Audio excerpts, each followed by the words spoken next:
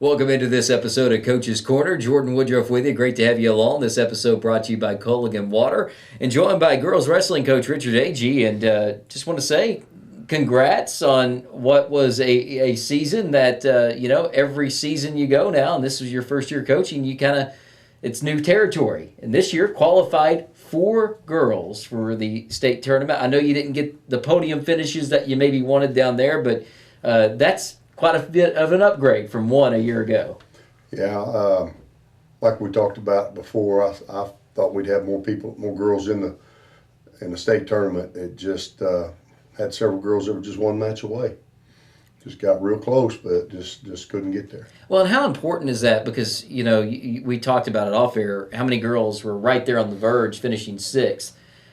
That, in a way, though, can put a little fire, I think, in their belly and make them maybe work a little harder, because sometimes the best learning tool is failure. And it's not necessarily everything your fault, but that fire in your belly when you come so close to making a state tournament, I would imagine that's going to give you a lot of promise going into next year. Well, I took advantage of that with these girls. We come back from the state tournament, and on Monday, I told them they had 363 days to get ready for the next one. And so we started our new program. We started our freestyle program. We've started lifting.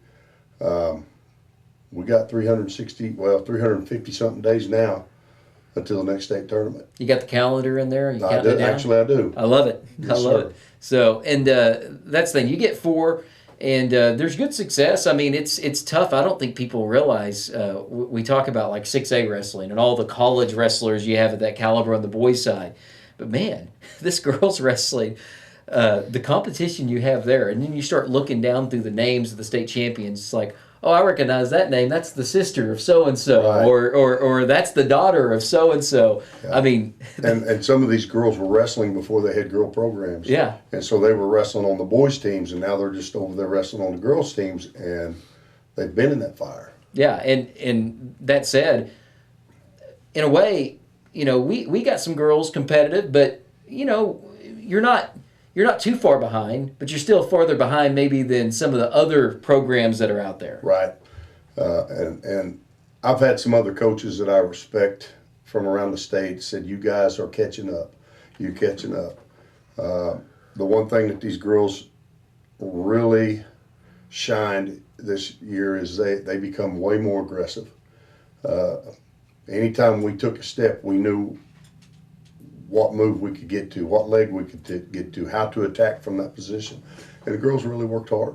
Yeah, and you look at, like I said, the state, it's so tough. I mean, the center mat at state's the girls wrestling, Right. and it does. It fixates you. I think there's great excitement everywhere, but there's, to me, something special about the girls wrestling side of things. And I know they're looking at possibly in the future, you may be expanding classes. There may be a tweak again in the state tournaments. The first year you did 3 days. As this continues to grow. Yeah, I think they're gonna. I think it'll change a little bit more next year. There may possibly be another class. Well, I'll tell you, I went up to the junior college national championships up in Iowa, and they did the same thing. They had the boys' mats and then the girls' mats in the center. So I'm watching a particular college and my son's team, and all my fixation was on them, on watching the girls. And I called a couple of my girls and I told them, I'm at this national tournament. They're doing the same stuff we're doing. Mm-hmm. They're getting the same takedowns that we're doing. And so I started taking notes on what was making them successful. What was the common denominator between the girls that I saw have success at the high school state tournament and the common denominator of the girls having success at the national level? And I think I got it figured out. But we're going to keep that quiet. Well, yeah. Don't tell everybody your secrets when it comes to that. But I look at the girls' program. We talked about this before the season started. This just seems like the perfect fit for Ponca City with the blue-collar kids you have and the fact that wrestling is really the only outlet girls' sport has for that physical kind of outlet that you have. Right. I mean, this just seems like it's a good fit, and you're just a moment away from this thing just really taking off. That physical exertion, there's just a group of girls across the state that accept it and they want it. And I sincerely believe that our program is going to get bigger. Just talking to girls around the building that I teach at, a lot of girls are interested and want to come out and give it a try. We had a lot of girls come out at Christmas, but between August and Christmas, that was kind of our beginning stages, you know. Right. That was the girls getting used to me and figuring out how to coach girls. And then by Christmas, we were at a different level. So those beginners that came in at Christmas, boy, they were big-eyed and, I don't know if this is for me. Right. And they didn't stay. So I really look forward to a big influx of young ladies coming in August. Well, and that's the next thing is when you're starting a program. And like I said, this isn't like rebuilding a program. This is actually starting a program that's just instilled a couple of years ago. A lot of it is for a coach going out there and talking to those athletes and saying, hey, come do this. It may make you better in another sport. You have the talent to maybe be somebody that could be a state placer, Right. a state winner. So there's a lot of recruiting your own kids in Right. your own school when it comes to starting a program like this. And it's really hard to sell wrestling to girls. So I have to sell myself. I have to sell the other girls on the team, and they're out recruiting as well. They're all talking to their friends, but at this point, most of their friends are in the wrestling room, and so it is an ongoing process. Sell myself, sell the program, sell the girls that are in the program. All right. Well, one thing I think I got to ask you is you've coached a lot in your life, naturally, but coaching girls wrestling, you mentioned it's your first time. You had to learn a little bit about it. So how big of an adjustment now looking back on the year was that for you? Man, terminology. I had to change a lot of terminology. The girls wrestle with their heart. I had to learn to coach with my heart, and that was big. I pushed, they never pushed back. I pushed a little harder, they pushed a little harder. I didn't get any resistance. That's huge. They did everything that I asked. Like I said, we came back from state tournament.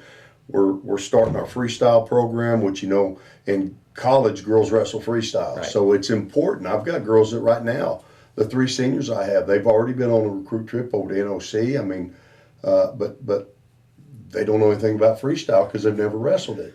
Right. So we're instilling that, and I think that's important to help this program grow. All right. And as far as for yourself personally, how rewarding has this year been coaching like this? This is the most rewarding job I've ever had, coaching.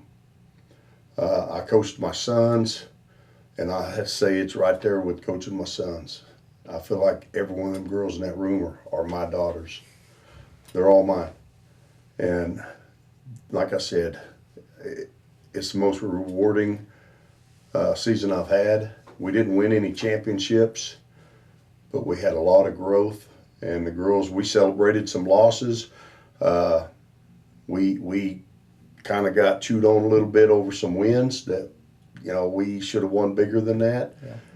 But they knew in their heart how close we were to the big teams and how far we should have been ahead of other teams. Well, and the goal is to look back now, maybe, hopefully soon, but let's say 3 years, and maybe something like that does happen. You're like, this is where it started. Mm-hmm. And I know that's the goal for you, especially the love you found teaching these girls how to wrestle.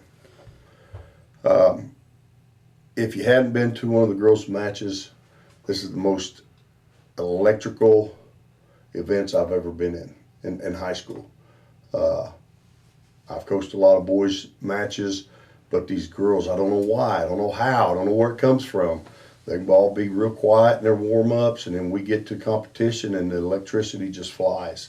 And it's just been a lot of fun. No, and I can say the girls I've watched, and then state tournament especially too, when you're down there, it's different because, you know, the guys, you'll have moments here and there, but just the competition level, the big hug that the girls may have when they both wrestled their tail off, but somebody won. The moment that they jump in a coach's arms or run in a parent's arms. I see that in boys wrestling, don't get me wrong. But with the girls wrestling, I guess maybe because it is so new as well, I just see that a lot more. And you can't help but look at those girls' mats down at the state championship because like you said, wrestle with the heart, right? Mm-hmm. That's what they do. And when they win or they lose, that heart is on display. Right. And I watched a couple times, and sometimes kids don't want to sell out. They don't want to put their whole heart and soul into it because in the end, if they fail, they think they look silly. And I watched some of these girls that's put their heart and soul into it, and when they did fail, the meltdown is so emotional. But I think they picked up a little more drive after the failure. I read that, and we've all read that article about Michael Jordan not making his basketball team in high school.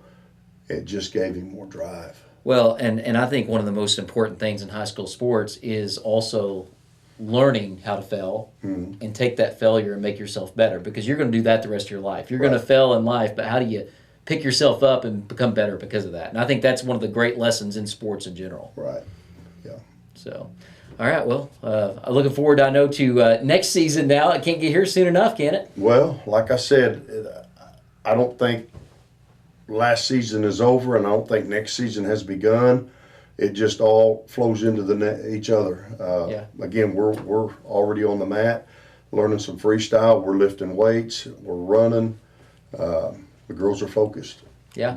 They're after something. Well, I'll let you go to the room and take another day off that calendar. Absolutely. At the end of the work, because it'll be here before you know it. That's the thing. Time flies, that's for sure. So, and it was 4 this year. I'm expecting more next year, right? We're going to try to deliver.